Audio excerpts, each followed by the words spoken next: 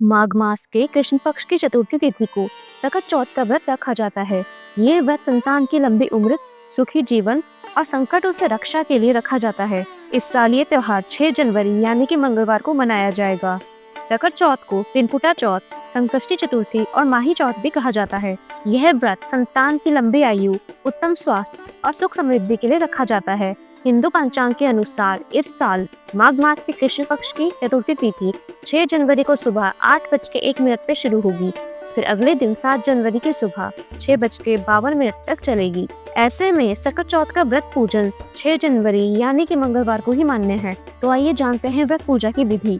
ब्रह्म मुहूर्त में उठकर स्नान करें, स्वच्छ कपड़े पहने, पूजा स्थल पर गणेश जी की प्रतिमा या चित्र स्थापित करें, भगवान के आगे व्रत का संकल्प लें, गणेश जी को ध्रुवा, अक्षत, तिल, फूल, हल्दी आदि अर्पित करें, भगवान को तिल के लड्डुओं का भोग लगाएं।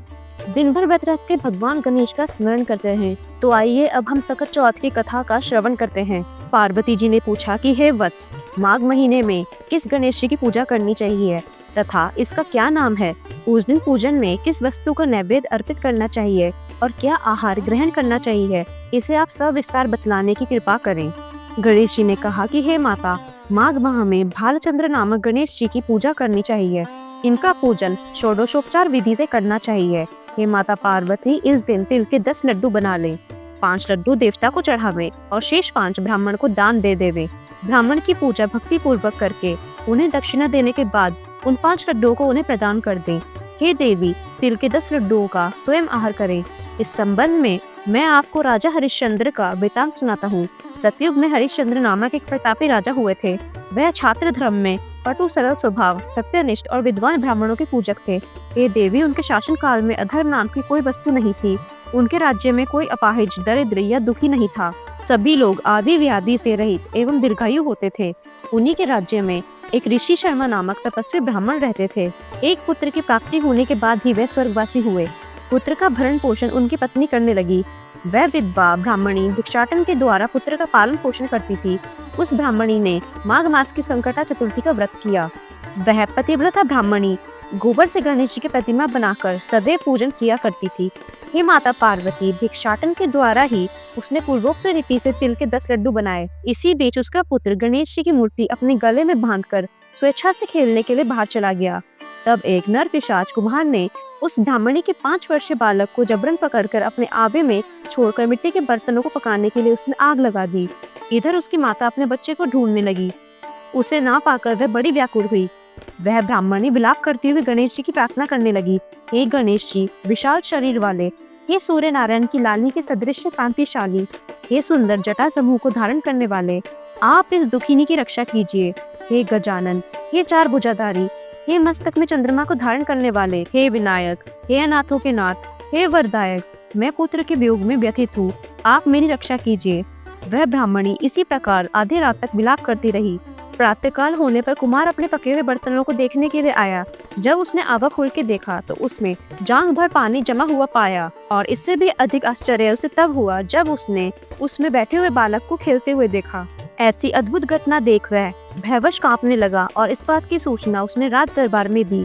उसने राज्यसभा में अपना कुकृत्य का वर्णन किया। कुम्हार ने कहा कि हे माँ बहू, हे प्रज्वलित अग्नि के समान तेजवान, हे महाराज हरिश्चंद्र, मैं अपने दुष्कर्म के लिए वध के योग्य हूँ। उसने आगे कहा, हे महाराज, कन्या के विवाह के लिए मैंने कई बार मिट्टी के बर्तन पकाने के लिए आवा लगाया, परंतु मेरे बर्तन कभी नहीं पके और सदैव कच्चे ही रह गए। तब मैंने भयभीत होकर एक तांत्रिक से इसका कारण पूछा। उसने कहा कि चुपचाप किसी लड़के की तुम बलि चढ़ा दो, तुम्हारा आवा पक जाएगा।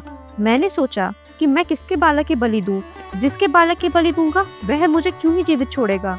इसी भय से हे महाराज, मैंने दृढ़ निश्चय किया कि विधवा ब्राह्मणी के पुत्र को ही बिठाकर आग लगा दूंगा। मैंने अपनी पत्नी से परामर्श किया कि ऋषि शर्मा ब्राह्मण मृत हो गए हैं। उनकी विधवा पत्नी भीख मांगकर अपना गुजारा करती है। अरे वह लड़के को लेकर क्या करेगी? मैं यदि उसके पुत्र को बलि दे दूं तो मेरे बर्तन पक जाएंगे। मैं इस जघन्य कर्म को करके रात में निश्चिंत होकर सो गया। प्रातः जब मैंने आवा खोलकर देखा तो क्या देखता हूँ कि उस लड़के को मैं जिस स्थिति में बैठा गया था वह उसी तरह निर्भय भाव से बैठा है और उसमें जांघ भर पानी भरा हुआ है। इस भयावह दृश्य से मैं कांप उठा और इसकी सूचना देने आपके पास आया हूँ। कुम्हार की बात सुनकर राजा बहुत ही विस्मित हुए और उस लड़के को देखने के लिए आए। बालक को प्रसन्नतापूर्वक खेलते देखकर मंत्री से राजा ने कहा कि ये क्या बात है, ये किसका लड़का है, इस बात का पता लगाओ।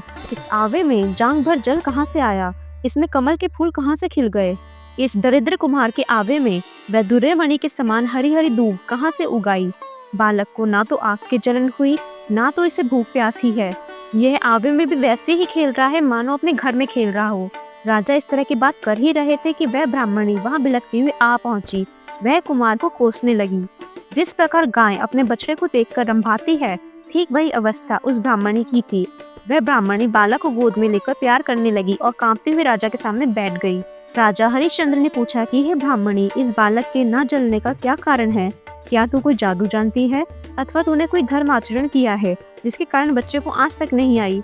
राजा की बात सुनकर ब्राह्मणी ने कहा कि हे महाराज, मैं कोई जादू नहीं जानती और ना तो कोई धर्म आचरण, तपस्या, योग, दान आदि की प्रक्रिया ही जानती हूँ। हे राजन, मैं तो संकट नाशक गणेश चतुर्थी का व्रत करती हूँ। उसी व्रत के प्रभाव से मेरा पुत्र जीता जाता बच गया।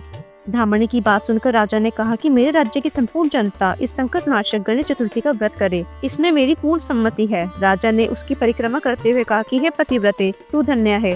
राजा ने संपूर्ण नगरवासियों को गणेश जी का व्रत करने का आदेश दिया।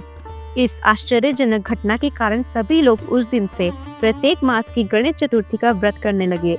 इस व्रत के प्रभाव से ब्राह्मणी ने अपने पुत्र के जीवन को पुनः पाया था।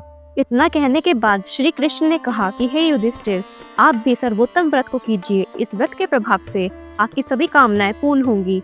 आप मित्रों, पुत्रों और पोत्रों को सुख देने वाले साम्राज्य को प्राप्त करेंगे। हे महाराज, जो लोग इस व्रत को करेंगे उन्हें पूर्ण सफलता मिलेगी।